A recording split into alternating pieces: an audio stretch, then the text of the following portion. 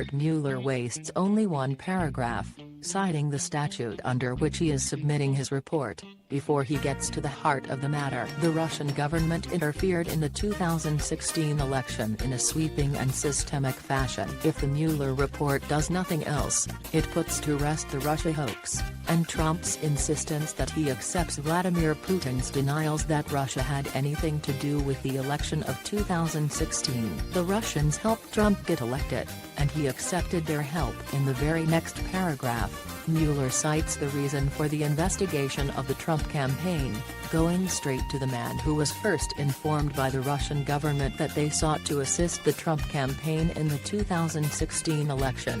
George Papadopoulos had suggested to a representative of that foreign government that the Trump campaign had received indications from the Russian government that it could assist the campaign through the anonymous release of information damaging to Democratic presidential candidate Hillary Clinton. That information prompted the FBI on July 31, 2016, to open an investigation into whether individuals associated with the Trump campaign were coordinating with the Russian government in its interference activities. The FBI investigation that began in July of 2016 led directly to Mueller's investigation and the heavily redacted report released on Thursday. If there is one conclusion you can draw from Mueller's report, it is this: it was all about Russia. It was a wildly successful Russian influence operation from start to finish, former FBI counterintelligence agent Clint once told NBC on Thursday morning. If Trump campaign officials did not seek out the help of the Russians in 2016,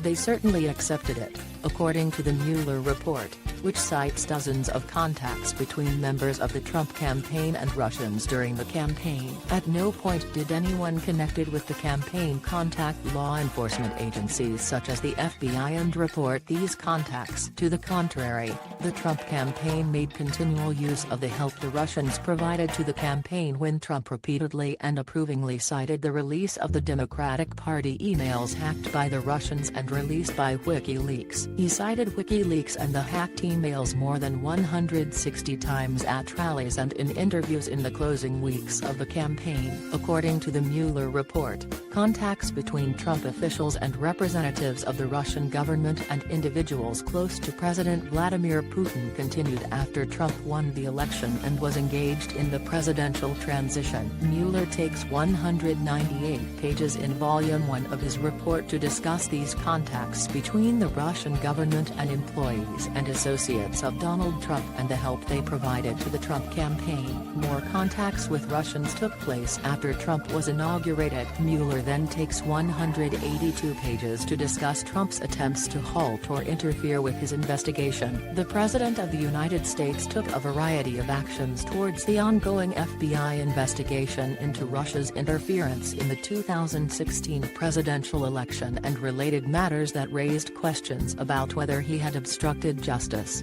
Mueller found 11 instances where he concluded that Trump attempted to obstruct justice. The report states in the second paragraph of its second volume, he explains in his report that as a prosecutor he felt constrained by Justice Department regulations from issuing an indictment of the president. He did find, however, that the Constitution provides no immunity to the president for violating the laws of the United States, and found that the separation of powers enumerated in the Constitution provided for a remedy by the Congress if the president is found to have violated the law. But if the whole thing was a hoax, and Trump had nothing to cover up, what the hell was Trump doing trying to stop the investigation?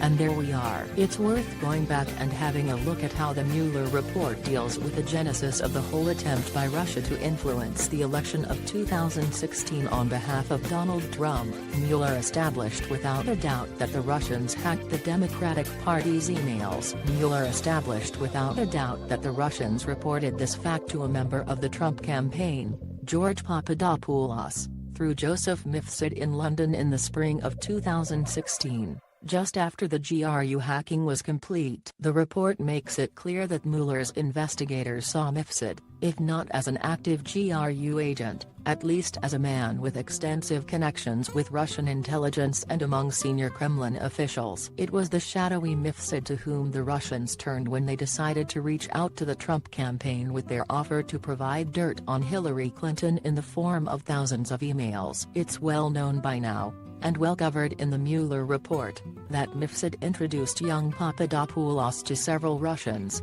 including at least one with close ties to Vladimir Putin, Ivan Timofeyev, a man Mifsud described as having connections with the Russian Ministry of Foreign Affairs, MFA. According to the report, this is the equivalent of the Russian State Department. Up until April 26, 2016, the day that Mifsud returned from a 5-day trip to Moscow and told Papadopoulos the Russian government had Clinton's emails and was willing to provide them to the Trump campaign, Mifsud was using a potential meeting between Trump and Putin as a cover for his contacts with Papadopoulos. The young Trump aide was obsessed with the idea he could set up such a meeting. He sent repeated emails to officials in the Trump campaign in New York, including Sam Clovis, Corey Lewandowski and Stephen Miller, about Trump's potential meeting with Putin. He raised the possibility at a meeting with Putin to Trump's foreign policy team, presided over by Trump himself and Jeff Sessions. Many of the emails about a Moscow trip were provided to Mueller's investigators by Papadopoulos or other Trump campaign officials. When Mueller attempted to establish that the Trump campaign had been informed about Russia's hacking of Hillary's emails,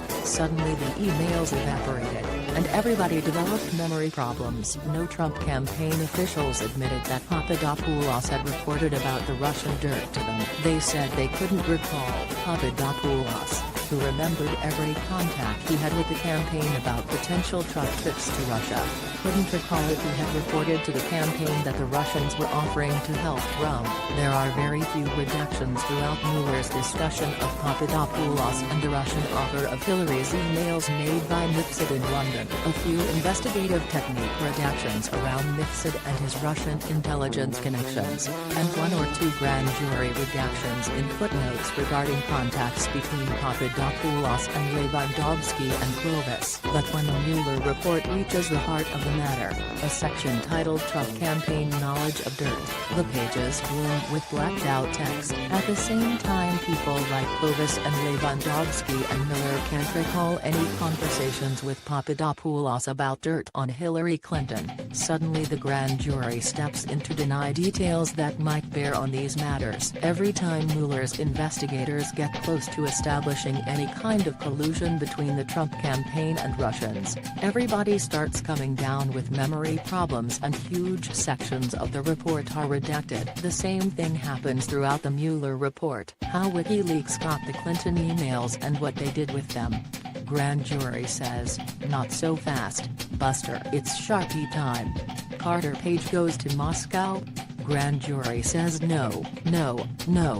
Redactamundo. Manafort gets cozy with Deripaska and Konstantin Kilimnik? Sharpie time. Russian banker and Putin buddy Kirill Dmitriev starts messing around with Kushner and former Blackwater chief Eric Prince? Redactaruni. Prince flies to the Seychelles to meet with Dmitriev about setting up a back channel between Putin and Trump. Grand jury time. Sharpie Palooza. Mueller tries to find text messages between Prince and Trump advisor Steve Bannon about the Seychelles meeting? Whoops. That section of both men's text messages have gone missing. And what do you know, neither man can remember what they were texting about. And we knew this was coming.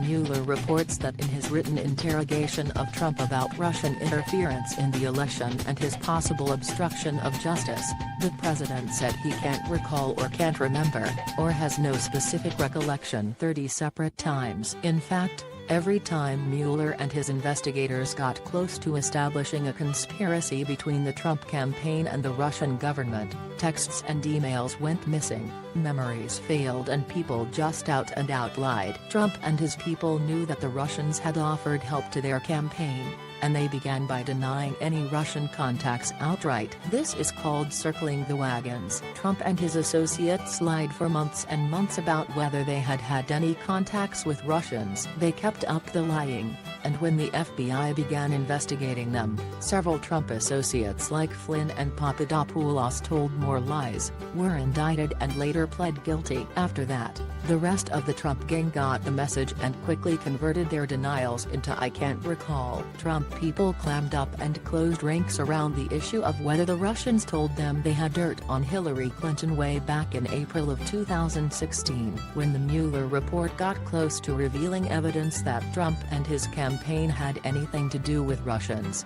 Barr redacted it. Then their memories started to fail. That's how Barr found no collusion. Trump and his people couldn't remember colluding, so collusion doesn't exist. It's like he took a Sharpie to history. In the immortal words of our tweeting president, that's total bullshit.